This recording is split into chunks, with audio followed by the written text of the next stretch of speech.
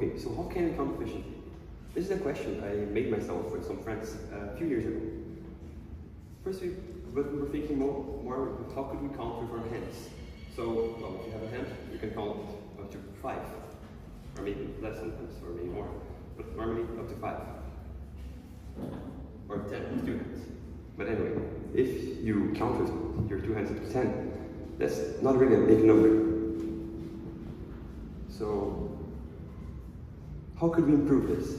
Well, the first thing that we thought of is, okay, we use one hand to represent number 1, so we can count up to 5 with one hand, and then we go to the other hand, and this count as 5.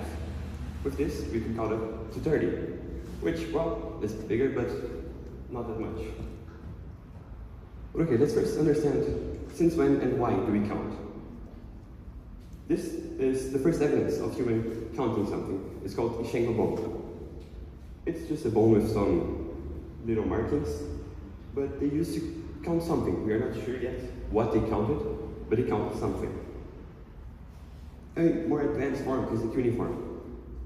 It is, now we have an actual system of numbers, so it could represent more things.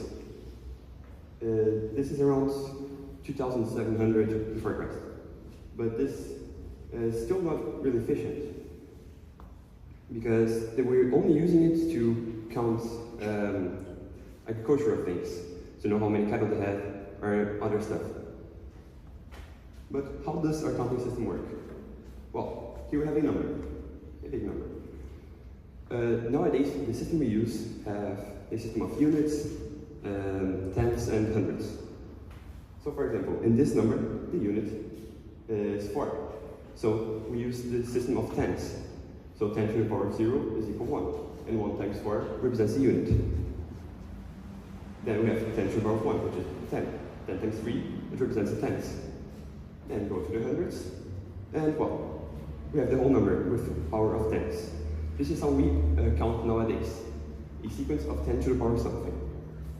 But how could I make it more efficient? Well, simple. Binary. Binary is just 0 and 1.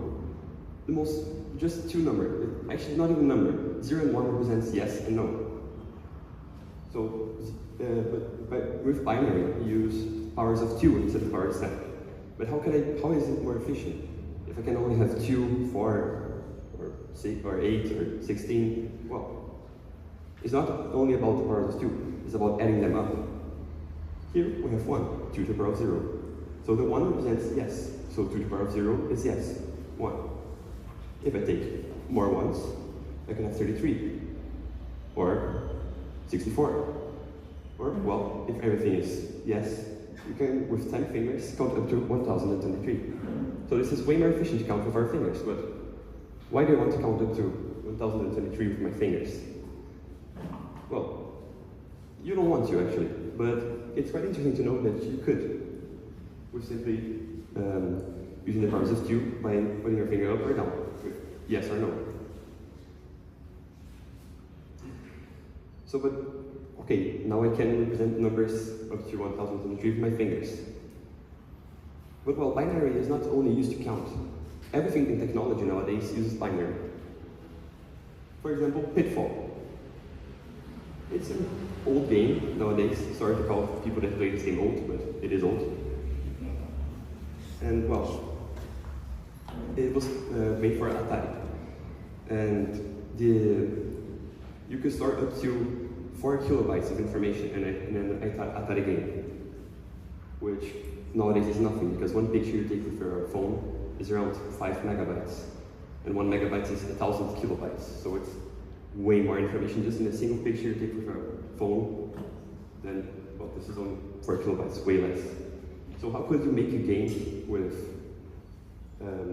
only this information?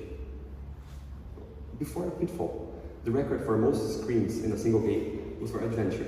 Adventure had 30 different screens. And Pitfall just gave a little difficult record of 255 screens. Way more than the previous record. He did this by using binary. If you're creative enough, you don't use only binary to count it.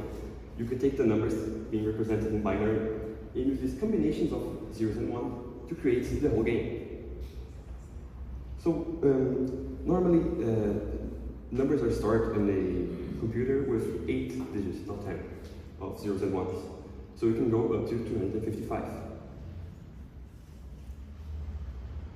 So he made a pseudo-random number sequence. Pseudo-random means it's random, but it's always the same. So the first time it is random, but all the other times it will be the same number as before. So with this you can go back and forth, always having the same numbers.